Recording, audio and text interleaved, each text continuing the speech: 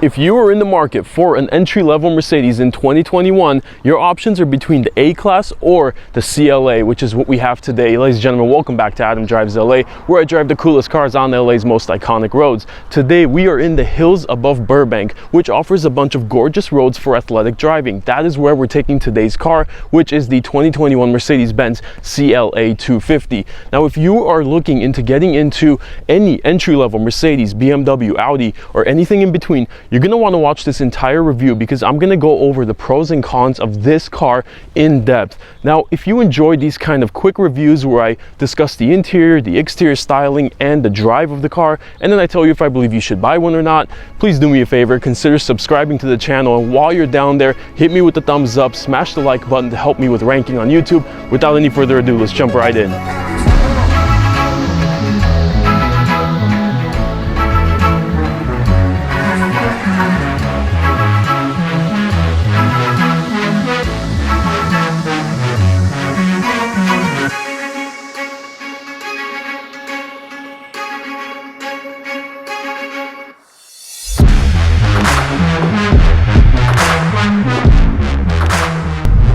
When the CLA was first introduced, it was the entry-level Mercedes below the C-Class, and it was going to be your cheapest and easiest way into a Mercedes Benz. That title has now been taken by the A-Class. A couple of years ago, we got the A-Class, which has been around for decades in other countries, but it was the first time it was available in the US. It's a smaller and more economical version, I would say, of the CLA, and it is the cheaper option. Now, although the styling might be similar, the interior might be similar, you're going to see why this is the sportier option, therefore it's a little bit more expensive. Now, this CLA250 is equipped with a 2.0 turbo 4-cylinder that makes about 221 horsepower, 258 pound-feet of torque, does 0 to 60 in about 6.3 seconds. Now, those power figures don't sound very high, and they're not. And you know, as you hit the throttle, it's not a very quick car. It's a little bit nimble, but the sportiness comes from the way it drives. One, the way it's shaped, it has that sloping rear. It's a little bit more of a hatchback. We're going to talk a little bit more about that when we get into design, but the sportiness comes from its design, and it has a 7-speed dual clutch transmission. So handling and, you know, the downshifts, upshifts happen pretty quickly, pretty nimble. It is, you know, the car is exactly what it looks like. It's this small little thing to go around town and have a little bit of fun while you're doing it. Something you might not experience with the A-Class. Let's briefly talk about the exterior design while we're at it. This is basically a baby CLS, and when it originally came out and it looked just like the refreshed CLS, which is just one of the sexiest cars you can imagine, I almost felt ripped off, even though I don't have a CLS, but I just felt like, you know, they're too similar. You're kind of starting to eat away at the CLS market, where people might say, you know, I don't want it to look like the entry-level Mercedes. The CLS is a very exclusive class of car, very expensive and sporty. It's like this on steroids times 10. I don't like how close they look. I mean, it's great for the CLA owners. It just sucks for the CLS owners. Now, the overall proportions of this car are definitely odd because, again, they took those styling cues from the CLS, which is a very long wheelbase, very sleek and low design with tons of luxury, so it has a large cabin, and they really forced it onto this car. That's the word I would use, is the design looks very forced on this car because it's a short wheelbase, small cabin, and you're using a lot of these elements that come from a big car onto a small car, but overall, it is definitely an attractive car. I mean, coming down the road, oftentimes you can't even tell if it's a CLS or a CLA because you don't see the proportions yet. The proportions are what give it away.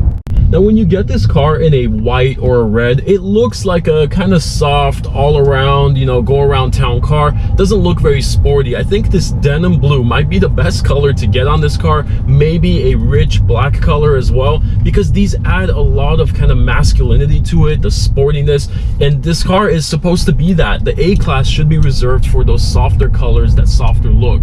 Now, let me make a couple of quick styling points before we jump into the interior, which is the bulk of the talk for this car. car. Now, when you look at the front, of course, you have a couple of fake vents, and a couple is okay. That is totally forgivable. What is absolutely not forgivable to me is the fake exhaust. Look at the rear. You have that nice, beautiful shape with the chrome outline, but you look underneath and you see the actual exit for the exhaust. I never like this when I see it on Audi. I don't like it when I see it on this car. I don't like it anywhere. We need to stop doing that. And while we're back there, something cool, that little Mercedes logo, the circle, you would think this thing probably has a couple of functions, and you'd be right, because you don't immediately see a camera and you don't immediately see a keyhole to open up the trunk.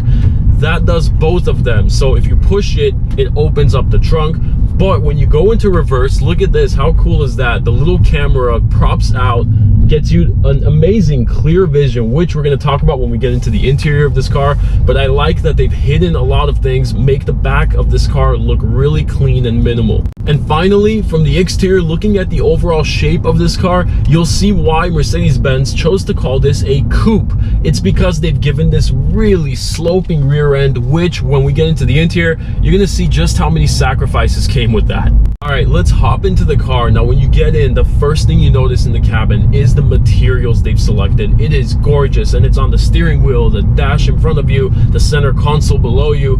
All over, you've got this aluminum trim, especially around the vents. It looks gorgeous. They highlight themselves around the piano black. When that's clean, you have leather all over. I mean, they've really knocked it out of the park, because especially the previous model of this before the 2020 redesign, all of the CLA interior was just plastic and everyone hated it for that. But it was an entry-level car, so that's what you expected, right? Well, this is still entry-level, but it does not have an entry-level interior. This feels honestly like a 50K plus sticker price car. So I'm going to talk about the steering wheel and a couple other things, but they all relate to the MBUX infotainment system, which I will say is probably the best in the car industry, and I'm going to show you a few reasons why. Now, the steering wheel, of course, feels very expensive. The materials look good, and on it you have these touch pads.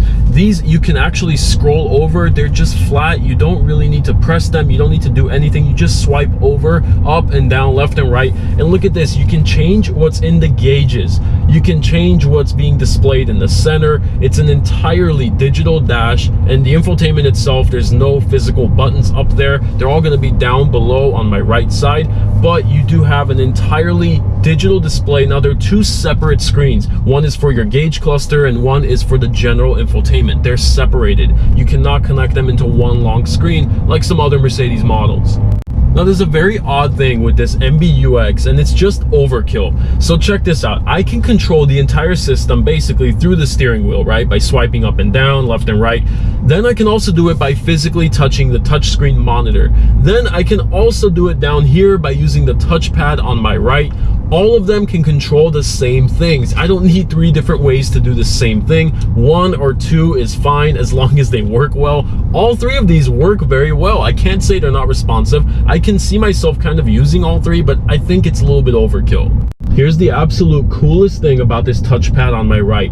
I can use it as a keyboard. Now, instead of using the traditional keyboard that's on the monitor there, I can actually use this. Watch this. I can type a full word. I'm going to spell my name out without pausing, and the system actually picks it up. You can use this for addresses, for contact names, for anything that requires a keyboard. You can always choose this instead. It's a really responsive, very well-made system that actually understands what you're typing. You can use it to do individual letters, but I'm trying to do full words and it's actually picking it up. Now, that MBUX system is the best in my opinion for a few reasons, mainly because it is the most like having a tablet. 1, it's extremely responsive. 2, everything is so simply laid out. There's no like hidden features that you really have to dig deep to find or watch tutorials how to change something. It's very easy to understand, and on top of that, it has a bunch of cool features like the theme selector. You can go in, and when you select the theme, it's going to change what's in front of you in the gauge cluster. It'll change the ambient lighting based on that theme,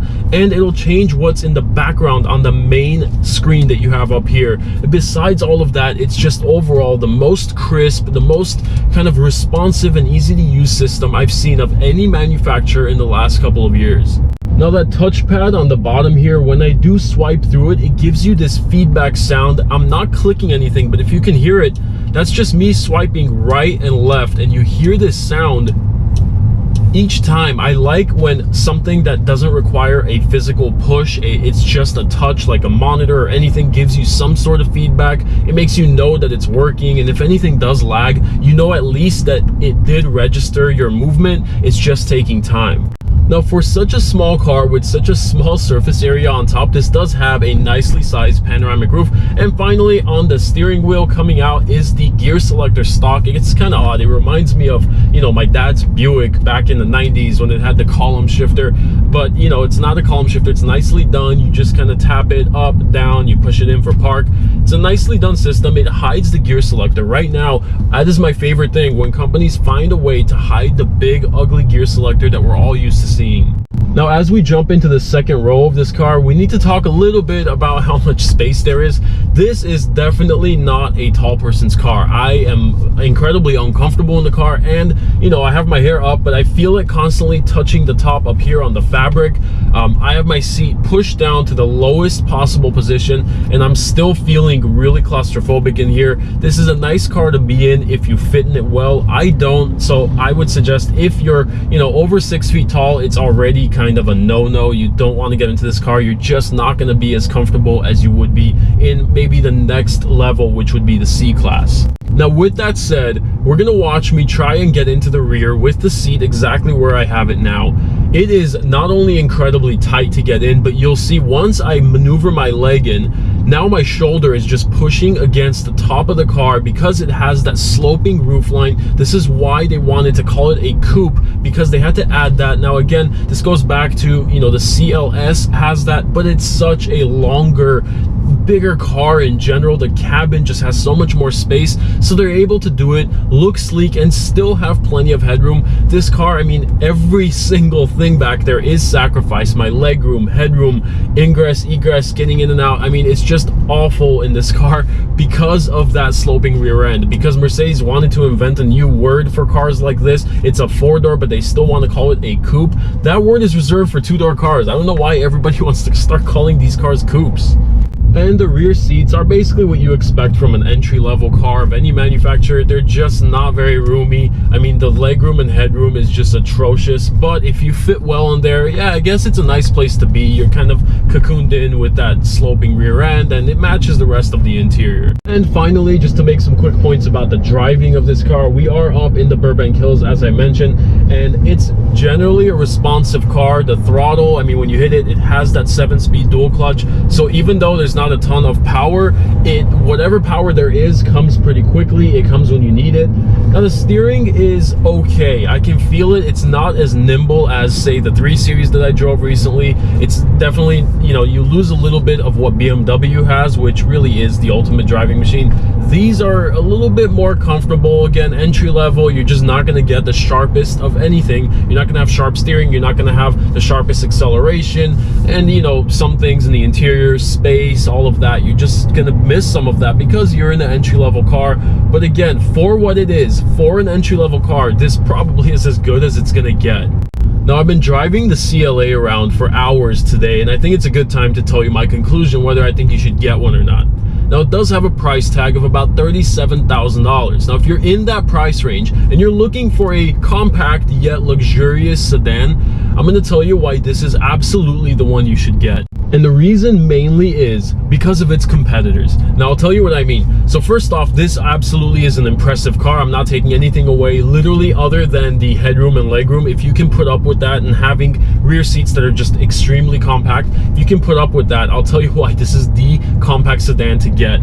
Because the 2 Series Grand Coupe by BMW, that might be the ugliest car on the road. I mean, when I see it pass by, I still cannot believe that BMW really produced that. It has the most awkward and uncomfortable proportions I've ever seen, so I pushed that aside already just based on that alone.